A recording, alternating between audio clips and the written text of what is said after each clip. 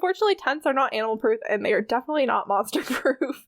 And Tommy is also taken. And at this point, I was probably traumatized. Yeah, this was scary. You're listening to the Supernatural Opinions podcast. Hi, I'm KJ. My pronouns are she, her, and this is the podcast where I recap the show Supernatural with my fellow fans and we discuss our supernatural opinions. Today we are recapping Season 1, Episode 2, Wendigo, which originally aired on September 20th, 2005, and here to help me do that is my guest of the week, Meredith. Hello, my name is Meredith, and my pronouns are she and her, and I like Supernatural, and I like to write and draw. Yay! And this episode really freaked me out when I first saw it. I had to sleep with the lights on. I think in comparison to the first episode, this one is definitely scarier. I fully agree with that. And also, like, Supernatural was the first, like, horror thing I had ever seen. Me too, I don't like horror generally, so... Yeah. So this was a lot. Yeah, Season 1 definitely, I think, is the scariest season in terms of, like, horror-type elements. Yeah. This week's episode will contain spoilers for this episode and may reference the previous episode, but it will not contain spoilers for later episodes of Supernatural, probably. We'll try not to. And like I said before, this week's episode is titled Wendigo, and that is simply a reference to the monster of the week this week. Sometimes it's not that deep, y'all. It's just, especially in the first season, a lot of the episodes are titled whatever it is that they're looking for that week. Saw a Tumblr joke that says, and then the writers started listening to Fall Out Boy. That totally makes sense, honestly. Like, that's probably not even that far off from the truth. Oh, probably. This week's episode was written by Eric Kripke, Ron Milbaur, and Terry Hughes Burton. And it was directed by David Nutter. So we talked a bit about David Nutter last week. He directed the pilot as well as this episode. And we also talked about show creator Eric Kripke last week. Ron Milbaur has been a writer on Alphas and The 100 and a producer on several shows, including The Handmaid's Tale, which I love. Oh, good for him. And Terry Hughes Burton has also worked on Alphas and The 100, as well as Witches of East End and Eureka. So they're both, like, have a lot of experience in the business. Nice. I just like to look and see, once we get into some of the later episodes, the writers, you can actually really tell a difference on the writers. I think who's writing definitely matters in this show because it has, like, a carousel of writers. I lost whatever metaphor I was going for there. You gotta switch up the tone every once in a while so it doesn't get monotonous. Yeah, but I also think sometimes certain writers don't have the same grasp on the characters or don't view the characters the same way. That's fair.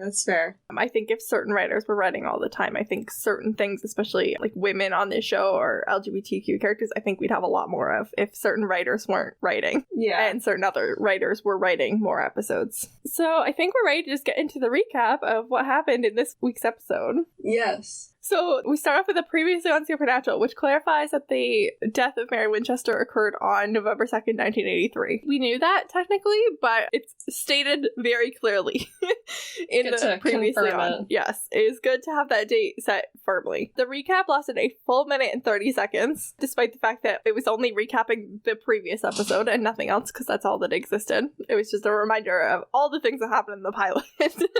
There's a lot of important crap that happened in the pilot. That's totally fair. The title card / logo now has the Mary Winchester burning on the ceiling noise in addition to being flashy. Just to burn that into your brain. Yep. Literally. And then on to the opening sequence, which is the pretty common opening sequence of unsuspecting people getting gotten by monsters.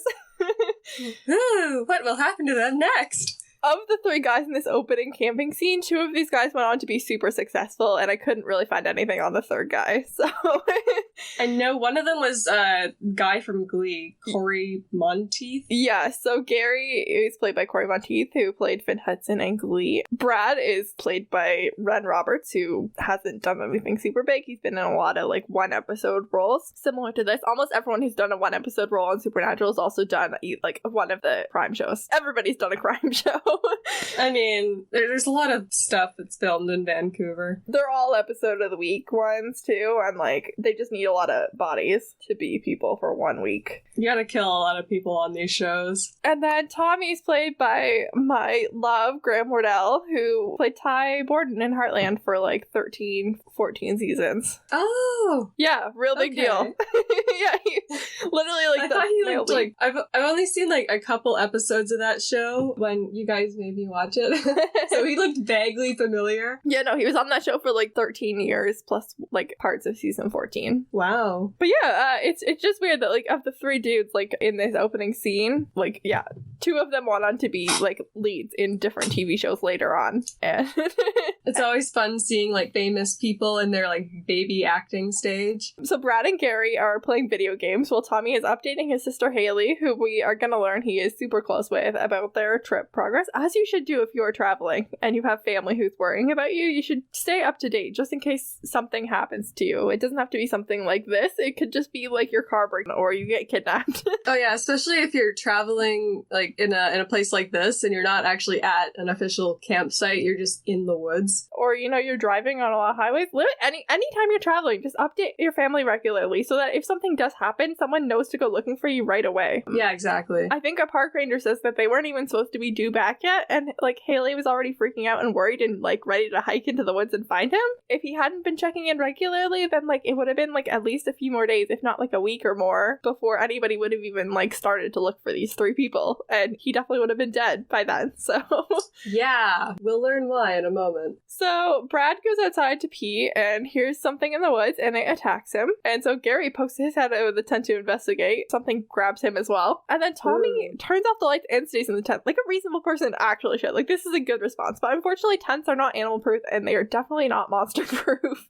And Tommy is also taken. And at this point, I was probably traumatized. Yeah, this was scary. So Sam's having a nightmare about visiting Jess's grave, and assuming that the dates on this headstone are accurate, Jess died 22 years to the day after Mary Winchester. Oh, shoot. And also shared a birthday with Dean, January 24th, 1984 and 1979, respectively. Oh, too bad they just never got to know each other. That would have been fun. Really, honestly, I bet you that they would have had like double birthdays, and it would have made Sam happy or something. Yes. Also, her middle name was apparently Lee, which I've never really paid attention to before. Alright, that's a thing. That's a thing, yeah. The nightmares are apparently frequent in the last week since Jess has died, and apparently Dean has never once asked Sam to drive in their life. I always take note when Sam drives. I think it's really interesting to note when they shake that little thing up. So if Sam's driving, I'm gonna point it out pretty much every time, because I'm always like, why is Sam driving? What's happening? It's like literally to know. Like, I think it literally means something. I can't tell you what exactly it means when Sam's driving, but it means something. Maybe we'll figure it out over the course of this podcast, because I've never watched this show like and analyzed that specifically over like a long period of time. I just like will be watching. I usually watch these episodes out of order, to be fair. Yeah. Because I only want to watch episodes that are not going to make me miserable unless I'm watching with someone else. That's fair. So they're going to the coordinates that John left in the previous episode. Fun fact, these coordinates are wrong. They're not in Colorado. They're a location in Arizona. And this seems like such a dumb thing to have goofed that I would like the story behind this screw up. No one fact-checked this in the pilot. No one fact-checked this in this episode, apparently. According to the show, we're in Colorado, specifically Blackwater Ridge, which is a part of Lost Creek National Forest. It's also a pretty creepy name to go with a pretty creepy episode. Oh, for sure. Also, there aren't grizzly bears in Colorado. Like, that's a thing that comes up a lot, that these attacks must be grizzly bears, and they show that there's like 800, 900 pound grizzly bears. Colorado has black bears and cinnamon bears, which are apparently black bears that are brown.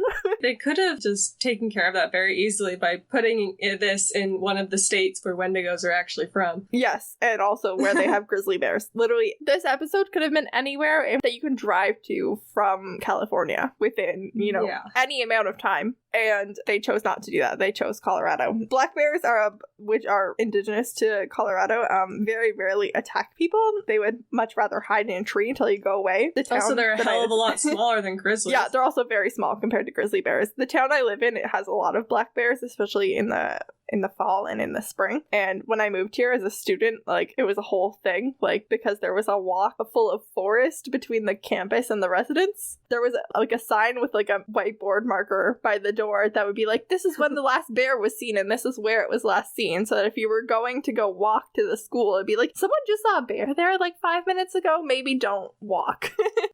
Maybe take a bus up just to be safe. But like, literally, black bears very rarely attack people. Like, it's not common, and unless you're threatening their babies or for some reason you've annoyed a bear and threatened it somehow, like, they're not going to attack you. They're afraid of you. Oh yeah, most animals in general are a lot more chill than people like to think they are. Oh, for sure. Except geese. Geese are evil. Yes. Sam is on a mission. He has adopted Dean's shoot first, ask questions later attitude, and Dean's not super into that. Oh boy. They find out that Tommy and his friends are missing and that Haley is super concerned, so they go to visit Haley and the other brother. It took me a long time to figure out the other brother's name. His name's Ben. And the other brother is played by, let's see if I can get his name right, Alden Ehrenreich or something. And speaking of success, he starred in a Star Wars movie, which is pretty good. Really? Oh my god, I did not catch that. Didn't pay any attention to him at all. Yeah, he played the younger version of Han Solo in the Solo movie that came out. Oh, hey!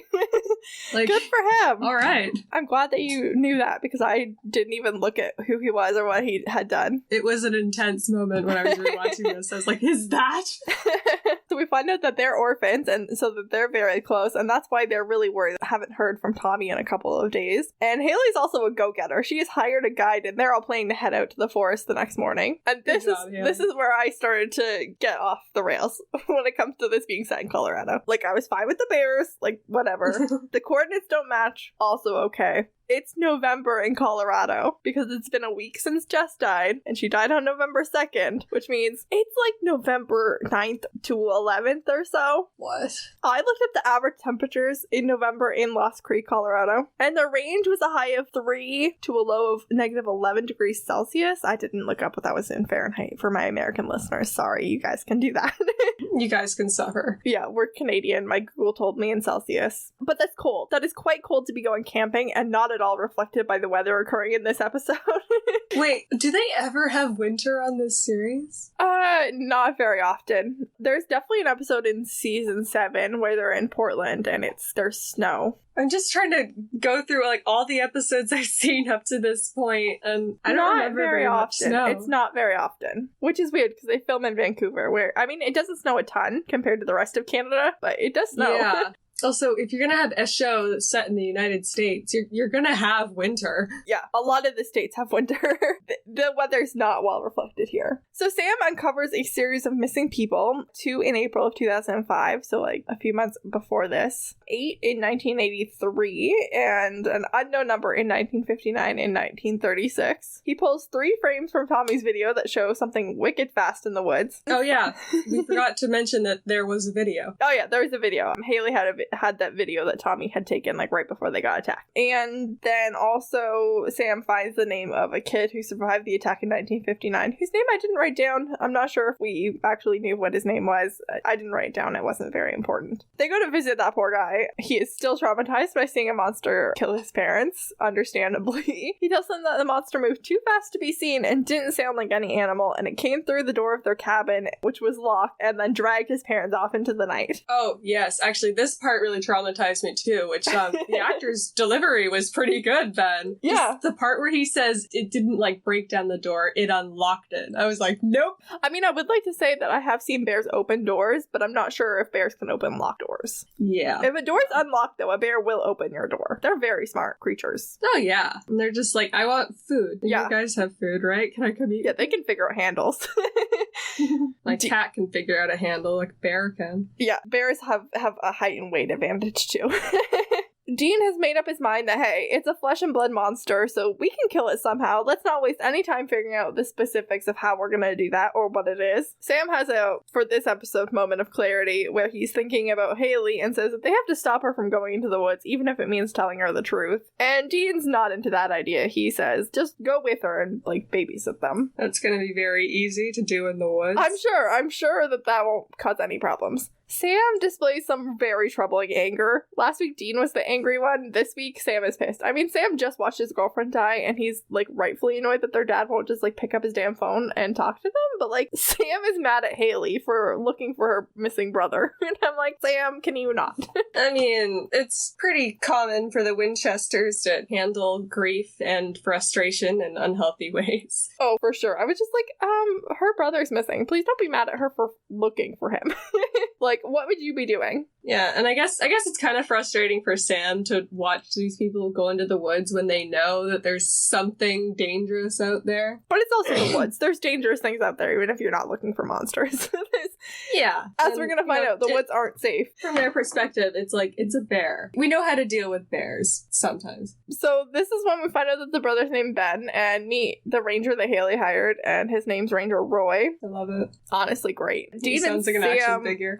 show up woefully underprepared and underdressed for a hike through the forest, especially one that's gonna last overnight.